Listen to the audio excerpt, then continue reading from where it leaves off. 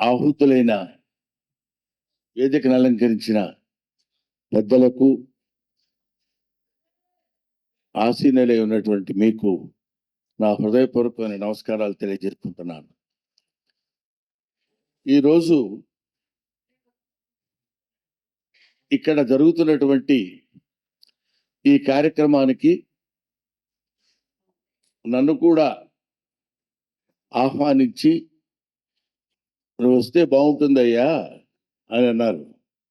ఎందుకంటే సర్కస్లో సింహాలు, పులులు, ఏనుగులు బ్రహ్మాండమైనటువంటి విన్యాసాలు చేస్తుంటాయి. మధ్య మధ్యలో బఫూన్ కూడా వచ్చి తిరిగొడుతుంటాడు అటు ఇటు. చిన్న కోతులు వేస్తుంటాయి అన్నమాట. అవి ఉంటే కొంచెం రిలాక్సేషన్గా ఉంటుందని ఆయన అభిప్రాయం. ఏమైనా ఆయన వాత్సల్యంతో శ్రీ ముప్పవరపు వెంకయ్య నాయుడు గారు నన్ను రమ్మని ఆహ్వానించినందుకు నేను శతదా సహస్రదా వారికి కృతజ్ఞతలు తెలియజేసుకుంటున్నాను.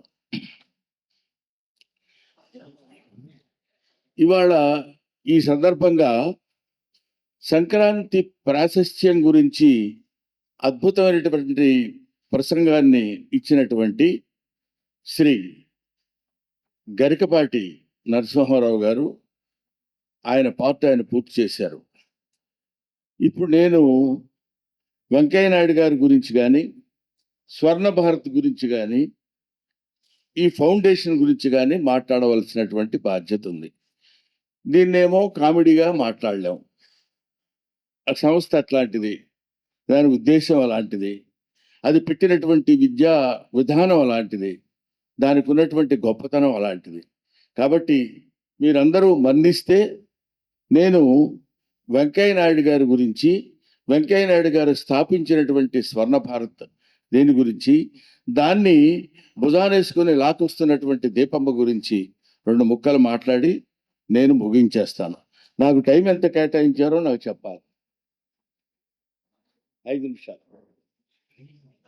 చూసారండి, 5 నిమిషాలు. ఇప్పటికి 1 నిమిషం అయిపోయింది. ఈ లెక్క కూడా కలుస్తుంది ఎందుకు లేదుగా. అదే వెంకయ్య నాయుడు గారి గురించి ఇప్పుడు మనం ఏవి చూసాం, ఎంత గొప్పవాడో మనందరికీ తెలిసినటువంటి విషయం. నాకు ఆయన పరిచయం అయిన దగ్గర నుంచి నేను ప్రతి కోణంలో ఆయన పరిశీలిస్తుంటే, ఎక్కడో మారుమూల గ్రామం నెల్లూరు దగ్గర పుట్టినటువంటి రైతు కుటుంబంలో పుట్టిన వ్యక్తి అలా అలా అలా ఒక్కొక్క అడుగు ముందుకు వేసుకుంటూ వెళ్ళి అత్యంత మహారథులైనటువంటి వాళ్ళ సమక్షంలో శభాష్ అనిపించుకొని తనకైనటువంటి విజ్ఞతతోటి, తెలివితేటలతోటి, ఆలోచన విధానంతో, సేవా తత్పరతతోటి వాళ్ళందరినీ మెప్పించి ఒప్పించి భారతదేశపు అగ్రస్థానమైనటువంటి ప్రథమ పౌరుడిగా ఉండటం అనేది అది అసాధ్యం అని కాదు, కానీ కష్టసాధ్యమైన విషయం. అంతటి ఎన్నో రకాలైనటువంటి సమస్యలను ఎదుర్కొని, నిజమే కదా, ఇది life is a game, you play it. Life is a challenge, you meet it. ఎప్పుడూ వెనక్కి తిరిగి చూడకుండా, జెండాలు మార్చకుండా, అజెండాలు మార్చకుండా, తన పద్ధతిలో తన జీవితాన్ని కొనసాగిస్తూ నలుగురికి ఉపయోగపడేటువంటి ఒక అద్భుతమైనటువంటి మచ్చలేని మహానేత వెంకయ్య నాయుడు గారు. కొంతమంది ఎందుకు పుడతారో తెలియదు, వాళ్ళు కారణ జన్ములను గబుక్కుని మనం అనలేము. ఎందుకు అంటే ఇదిగో ఇందుకు పుట్టాడు ఈయన అని చెప్పడానికి. అలాగే అక్కడక్కడ దేవాలయాలు ఉన్నట్టు అక్కడక్కడ కొంతమంది మనుషులు మాత్రమే ఉంటారు. అలాంటి మనుషుల్లో వెంకయ్య నాయుడు గారు ఒకరు. ఈ మధ్య నేను ఒక సెంటెన్స్ చదివాను. ఒక మహానుభావుడు తన మహాయాత్రలో చెప్తూ, ప్రపంచమంతా తిరిగానండి, అక్కడక్కడ దేవుడు కనిపించాడేమో కానీ మనిషి ఎవడు కనపడలేదండి అన్నారు. మనుషులు మృగ్యమైపోతున్న రోజుల్లో మానవత్వ విలువల్ని చాటి చెప్పి, మానవత్వపు గొప్పతనాన్ని చాటి చెప్పినటువంటి మహనీయుడు వెంకయ్య నాయుడు గారు. ఇవాళ ఏమైనా నువ్వు పరిగెట్టుకొని వెంకయ్య నాయుడు గారిని పొగట్ట కోసం వచ్చావా అని అనుకునే వాళ్ళు ఉండొచ్చు. ఇందాకే పూజ్యులు గరికపాటి వారు చెప్పారు, పొగడ్తలు కావు. నేను చెప్పే వాటిలో ఏవైనా అతిశయోక్తి ఉన్నట్టయితే నేను మెట్లు దిగ్గానే చొక్కా పట్టుకుని ఏం వాగేవరా అని నన్ను అడగండి, నేను సమాధానం చెప్పగలను. ఇప్పుడు కొడుకు హర్షవర్ధన్ గారు, కూతురు దీపమ్మ, వీళ్ళు వాళ్ళకి ఆ పేర్లు ఎందుకు పెట్టారో ఏమిటో నాకు తెలియదు కానండి, ఈ దీపమ్మ మాత్రం ఈ ఫౌండేషన్ భుజానేసుకొని ఇన్ని సంవత్సరాలుగా నడుపుతూ ఎంతో మందిని ఆవిడ ఆ అవార్డ్స్ ద్వారా ఇచ్చి ఎంకరేజ్ చేసి ప్రోత్సహించి ఎన్నో రకాలైనటువంటి కార్యక్రమాలు నిర్వహిస్తున్నటువంటి దీపమ్మ. మరి ఆయన ఎందుకు పెట్టాడో ఆ పేరు నాకు తెలియదు. అప్పుడు దీప అనే పేరు ఎందుకు పెట్టాలనుకున్నాడో తెలియదు. దీపని అమ్మగా భావించేటువంటి స్థితి దీపమ్మ.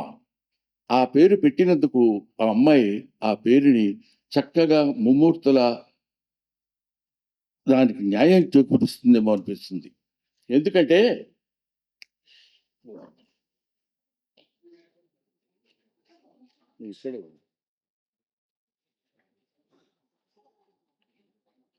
ఎందుకంటే అసలు దీపం గురించి మనం తెలుసుకోవాల్సినటువంటి విషయం చాలా ఉంది.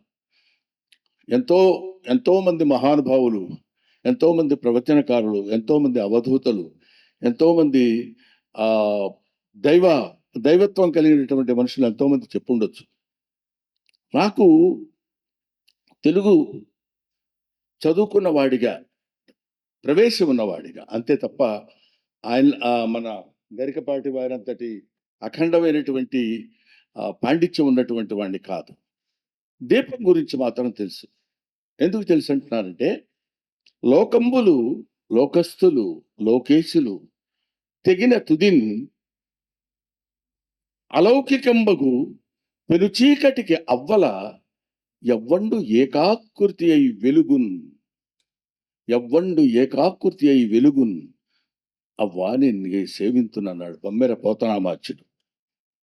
ఆయన చెప్పినటువంటి మాట అది. ఆ వెలుగు ఎక్కడి నుంచి వస్తుందంటే, ఆ దీపపు వెలుగు ఎక్కడి నుంచి వస్తుందంటే, సాక్షాత్తు అది భగవత్ స్వరూపమైనటువంటి పదం. భగవంతుడు వెలుగు రూపంలోనే మనకు కనిపిస్తాడని, అందుకనే సాక్షిభూతము ఆయన సూర్యనారాయణ భగవానుడి గురించి సాక్షి ఆయన, మనకి కనిపించేటువంటి కర్మ సాక్షి ఆయనని మనం చెప్పుకుంటాం. ఆ వెలుగునిచ్చేటువంటి పేరు ఆవిడికి పెట్టినందుకు ఆవిడ ఎంత వెలుగునిస్తున్నారో, ఎన్ని సంవత్సరాల నుంచి ఇస్తున్నారో, ఈ కార్యక్రమం నిర్వహించడం అంటే సామాన్యమైనటువంటి విషయం కాదని మీ అందరికీ తెలుసు, నాకు తెలుసు. అటువంటి ఇలాంటి వెలుగునివ్వగలిగినటువంటి పిల్లలు, ఇలాంటి వాళ్ళు, ఆయన నా లెగసీని కంటిన్యూ చేయాలంటే రాజకీయ నాయకులు అవ్వక్కర్లేదండి. ఇలాంటి కార్యక్రమాలు ఎన్నో, ఒక సంస్కృతిపరమైనటువంటి కార్యక్రమం, సేవా కార్యక్రమాలు, ఎన్నో డాక్టర్స్, ఎన్నో రకాలైనటువంటి వృత్తుల్లో ఉన్నటువంటి వాళ్ళని పైకి తీసుకొచ్చి ఈ స్వర్ణ భారతి తరఫున, నేను తెలుగు చదువుకున్న వాడిని కాబట్టి వీళ్ళని కొంచెం ఆ బమ్మెర పోతనంటే నాకు చాలా ఇష్టం, చాలా ప్రాణం. ఎంత ఇష్టం అంటే, బమ్మెర పోతన చెప్పినటువంటి పద్యాలు మానవాళికి మనం సమకూరుస్తూ సమన్వయపరుచుకుంటూ మాట్లాడితే ఎంత అద్భుతాలు ఉంటాయో అనిపిస్తుంది అన్నమాట. అటువంటి దీపాలు, అటువంటి దీపపు వెలుగులు 140 కోట్ల మంది ఉన్నటువంటి మన భారతదేశం, ఒక్కసారి ఆ దీపాలన్నీ వెలిగితే ఆ వెలుగు యొక్క కాంతి అద్భుతంగా భారతదేశంలో పైకి అలా ఉంటే ప్రపంచ దేశాలన్నీ ఈ వెలుగు ఎక్కడి నుంచి వచ్చింది, ఇంతటి వెలుగు ఎక్కడి నుంచి వచ్చిందనే ఆశ్చర్యంతో చూసేటువంటి స్థితి మనకు కల్పిస్తుంది. కాబట్టి దీపం ఉంటే ఏదో మనం చెప్పినట్టు నువ్వుల నూనెతో దీపం వేశావా, కొబ్బరి నూనెతో వేశావా, ఎన్ని దీపాలు వెలిగించావు, ఎన్ని ఒత్తులు వేశావు అనేది కాదు. ఈ దీపాన్ని వెలిగించగలిగినట్టు, అటువంటి దీపాన్ని కన్నటువంటి వెంకయ్య నాయుడు గారి జీవితం ధన్యం. ఆయన నిర్వహిస్తున్నటువంటి, ప్రారంభించినటువంటి ఈ కార్యక్రమాన్ని అద్భుతమైనటువంటి రీతిలో తీసుకొస్తున్నటువంటి దీప గారికి, వాళ్ళ పిల్లలు, ఇప్పుడు మన పిల్లలు సాధారణంగా మనం ఏ వృత్తిలో ఉంటామో అదే వృత్తిలో కాదు, వద్దు వద్దు, వాళ్ళకి వాళ్ళు ఒక మానవతా విలువలు కలిగినటువంటి మనుషులుగా ఉండాలి అనేటువంటి ఉద్దేశంతో ఈ ఈ స్వర్ణ భారతి, భారతి అనే పదం మామూలుది కాదు. మీ అందరికీ తెలుసు. తల్లి, నేను తలంచి పుస్తకమున్ చేతన్ భూనితిన్, నీవు నా ఇల్లంబొందున నిలిచి సుశబ్దంబుల్ శోభిల్లం బల్కుము నాదు వాక్కునన్, సంప్రీతిన్ జగన్మోహిని పుల్లాబ్జాక్షి సరస్వతి భగవతి భారతి పూర్ణేందు బింబానన అంటాడు. అక్కడ బొమ్మెర పోతనామాచుడు ఆ భారతి అనేటువంటి పదాన్ని తీసుకుని, అది స్వర్ణ భారతి, మామూలు భారతి కాదు, ఏదో భారతి, ఏదో ఇత్తడి భారతో రాగి భారతో వెండి భారతో కాదు, స్వర్ణ భారతి కార్యక్రమాన్ని నిర్వహించి చేస్తున్నటువంటి ఈ కార్యక్రమం అద్భుతం అద్భుతం అద్భుతం. తర్వాత ఈయన గురించి చెప్పడానికి అనేక రకాల మేము అంచుమించు బిఏ కానీ ఇది చదివే రోజుల్లో వెంకయ్య నాయుడు గారు ఉపన్యాసం అంటే అప్పట్లో విశాఖ ఉక్కు గురించి కానీ ప్రత్యేక ఆంధ్ర గురించి కానీ వచ్చినప్పుడు ఈయన మాట్లాడుతున్నారు, వాజ్పేయి గారు మాట్లాడుతున్నారంటే ఎంత మేమందరం పరిగెత్తుకుంటూ వెళ్ళిపోయి చూసిన రోజులు ఉన్నాయి. డిఎన్ఆర్ కాలేజ్ భీమవరంలో చదువుతున్న రోజుల్లో అది మాకు గుర్తు. అప్పటి నుంచి ఇప్పటి వరకు we feel proud to say that we're the contemporaries of Venkaiah Naidu గారు.